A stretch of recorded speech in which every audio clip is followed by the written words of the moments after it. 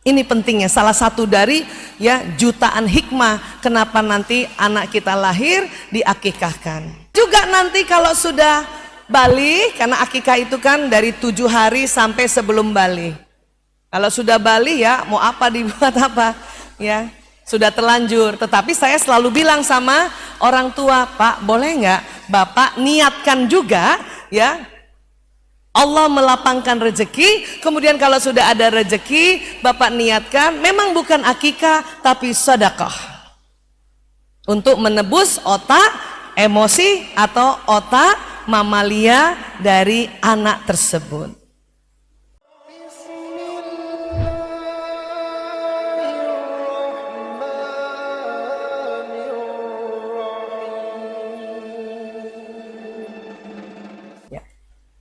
Biasanya otak emosi ini ya disebut otak mamalia, otak binatang mamalia, gitu.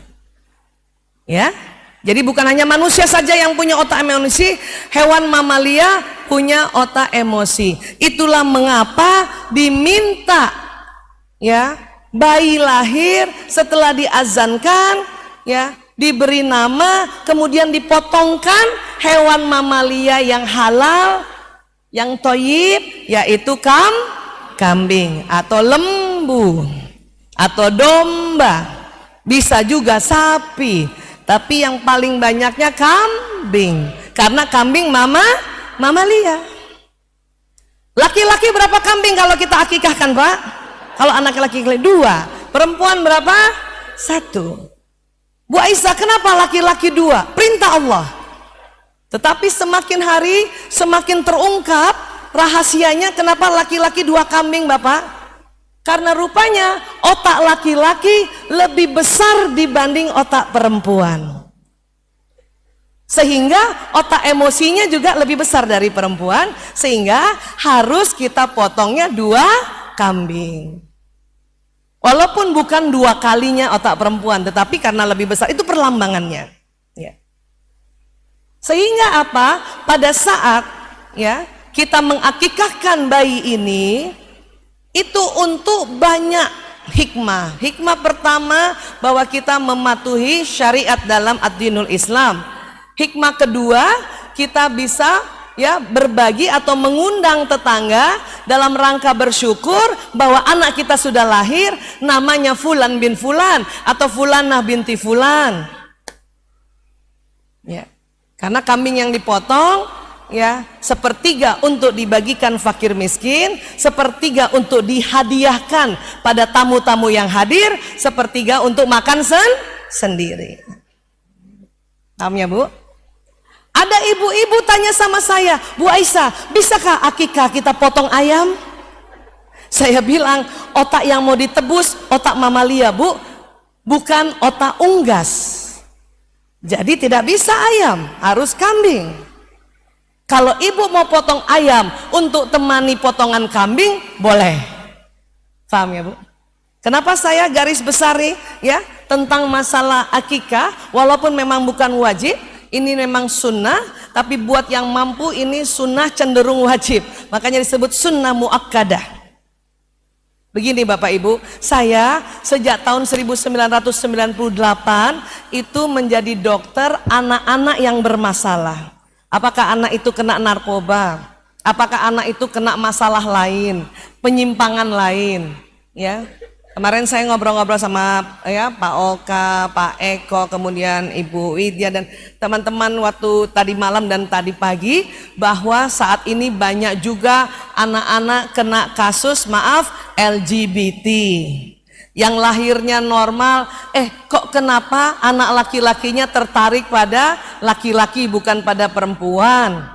Anak perempuannya lebih tertarik pada perempuan. Tertariknya itu tertarik dalam bentuk bukan hanya tertarik biasa, tetapi lebih lagi. 98 ya, saya mulai bekerja itu sampai detik ini juga. Ada anak yang waktu menyimpang mudah dipulihkan. Ada anak yang susah sekali dipulihkan. Kalau anak sudah susah dipulihkan, biasanya orang tua kami panggil. Dan saya suka iseng-iseng tanya, Pak, anaknya sudah diakikah belum? Banyak sekali mengatakan belum, Bu Aisyah. Oh, dalam hati saya, pantasan. Kenapa? Karena otak binatangnya belum sempat ditebus gadainya. Ya. Terus Bapak itu tanya, kenapa Bu Aisyah? Baik Pak, nanti saya ceritakan. Sekarang saya tanya dulu, kenapa Bapak ya tidak memohon Allah berikan lapang rezeki untuk bisa beli kambing? Sebetulnya sudah ada Bu Aisyah uangnya saat itu, tapi saya pakai buat DP motor. Nah, itu sering terjadi tuh. Niatnya untuk akikah, pas sudah terkumpul, tergoda untuk beli DP motor kah, DP kulkas, DP mesin cuci. Ya. Saya bilang sama Bapak itu, Pak, itu otak emosi. Bapak sering kurban nggak tiap tahun? Enggak juga Bu Aisyah, kan cuman sunnah nggak wajib. Nah, pada saat anak yang seperti itu tidak diakikahkan, kemudian jarang diberikan ya, diniatkan untuk berkurban, kemudian dia kena masalah, kena penyimpangan, inilah yang sulit sekali dipulihkan. Ini pentingnya, salah satu dari ya jutaan hikmah kenapa nanti anak kita lahir diakikahkan. Paham ya Bu? Kita juga nanti kalau sudah balik, karena akikah itu kan dari 7 hari sampai sebelum balik. Kalau sudah balik ya mau apa dibuat apa ya, sudah terlanjur. Tetapi saya selalu bilang sama orang tua, Pak boleh nggak Bapak niatkan juga ya, Allah melapangkan rezeki, kemudian kalau sudah ada rezeki Bapak niatkan, memang bukan akikah tapi sedekah, untuk menebus otak emosi atau otak mamalia dari anak tersebut ya. Tapi kalaupun Bapak tidak sanggup karena dia laki-laki 2 kambing, sudah kalau gitu tunggu Idul Adha Bapak kurban untuk anak tersebut. Bahkan kita Bu yang sudah diakikahkan juga tiap tahun, seandainya lapang rezeki kita diminta Allah untuk berkurban, pergilah berkurban Bu. Kenapa? Karena setiap tahun otak emosi kita ini juga bermasalah ya. Ada ibu-ibu tanya sama saya, Bu Aisyah, saya sudah sering taklim, seminggu 7 kali saya taklim Bu Aisyah, tapi saya juga masih suka marah kalau anak saya ribut, anak saya nangis. Saya bilang kalau gitu Bu ya, ibu harus berkurban tiap tahun. Agar apa? Agar otak emosi ibu ya tertebus dengan kurban ibu juga. Itu salah satu manfaat kurban yang dikaitkan dengan neuroscience, ilmu otak ya. Jadi inilah otak mamalia yang perlu kita akikahkan. Kalau mau mauludnya atau lahirnya anak kita bercahaya, dan waktu dia lahir semakin bercahaya. Sampai sini sepakat dulu ya Bu. Sekarang saya mau tanya, siapa punya anak perempuan? Ada Pak? Bu? Pak? Perempuan. Siapa punya anak laki-laki? Siapa punya anak perempuan dan laki-laki? Alhamdulillah. Beda ya Bu ngurus anak perempuan dan laki-laki? Saya tanya sama ibu, mana lebih gampang, urus anak laki-laki atau anak perempuan? Ibu lebih suka ngurus anak laki-laki. Berarti ibu agak tomboy ya. Siapa lebih suka urus anak perempuan? Masya Allah ya. Sebetulnya anak laki dan anak perempuan ya, asal kita belajar sedikit-sedikit tentang otaknya, tentang proses perbedaan penciptaan otak laki-laki dan perempuan, itu insya Allah akan mudah semuanya ya. Anak laki bisa, anak perempuan bisa ya. Kami pun punya anak 5, 4 laki-laki 1 perempuan ya. Mau nggak mau harus belajar, karena waktu itu saya setiap hari melihat anak bermasalah. Setiap hari puluhan anak kena narkoba yang saya hadapi. Setiap kali ya ada anak-anak yang kekurangan kasih sayang orang tua, maka saya sakit kepala saat itu. Ya Allah, bagaimana ini supaya anak saya terselamatkan dari penyimpangan? Maka petunjuknya adalah Aisyah, belajar, belajar, belajar, belajar, taklim, taklim, taklim, ya, baca Quran, baca Quran. Selain baca Quran, ya, baca juga penelitian-penelitian tentang otak manusia. Waktu itu seperti itu, Bu. Makanya mengapa kalau Ibu sering lihat ya sharing kami atau tausiah kami, seminar kami di video-video itu bicara tentang otak.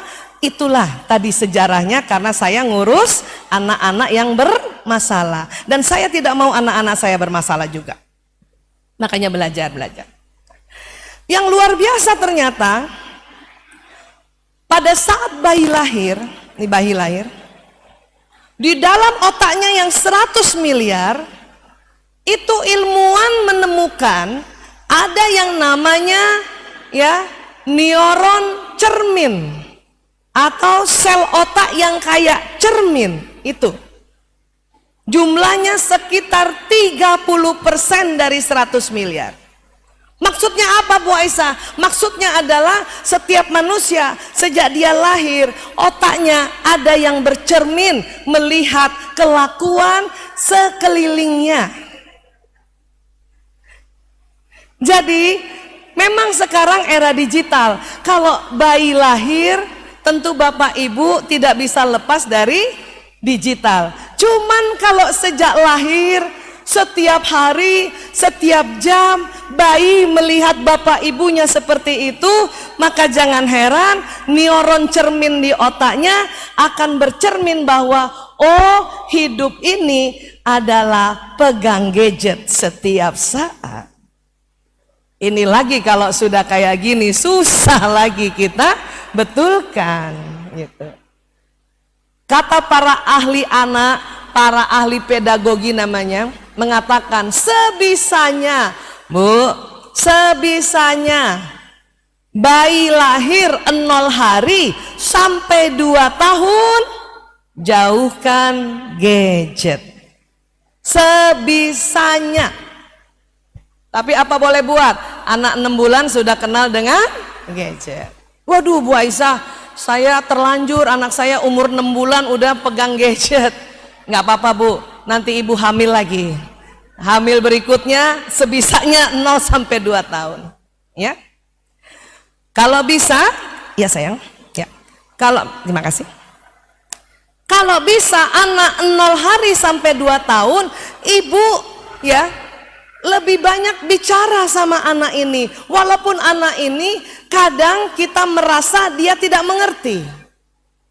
Sebetulnya bukan dia tidak mengerti, apa yang Ibu ucapkan itu terekam di otaknya. Terekam di otaknya. Itulah makanya mengapa kalau kita sama bayi ya diminta untuk bicara yang jelas, yang jelas. Adek mau makan supaya di otaknya tersambung istilah makan. Bukan dede mau emam, mau enum, emam enum, maka nanti yang tersambung di otaknya mam, enum, mbok, embu, embah. Walaupun memang anak ini ya dia akan menjawabnya seperti tadi, makan emam, minum enum. Dia menjawab seperti tadi. Kenapa? Karena giginya belum tumbuh dan rahangnya belum kuat dan lidahnya belum lentur. Tapi sampaikan dengan kalimat-kalimat atau kata-kata yang benar, kata-kata yang nggak apa-apa, kata-kata untuk diucapkan oleh orang dewasa. Makan, minum, tidur, ibu. Ini ibu. Terus dia jawab, embu, embu, kan gitu ya? Iya. Supaya otaknya ini terekam dengan benar. Dan jangan salah, bayi kecil sewaktu lihat ibunya ya pada saat waktunya kemudian sholat di sampingnya, menegakkan sholat di sampingnya, maka bayi ini sebetulnya sudah terekam di otaknya untuk bagaimana dia sholat, dan sebetulnya apabila kakinya sudah kuat, dia langsung bisa sholat. Hanya kakinya belum kuat pada saat itu. Ya. Seorang bayi, ibu taruh box bayi di dekat dapur, kemudian dia selalu lihat ibunya habis cuci tangan, ya, lap tangan, itu terekam di otaknya. Itu bayi bisa itu, Bu, habis cuci tangan, lap tangan bisa sebetulnya. Hanya karena tangannya masih lemah, maka dia belum melakukan itu. Sampai sini bisa paham ya, Bu? Ini dahsyatnya otak manusia. Masya Allah, Allahu Akbar.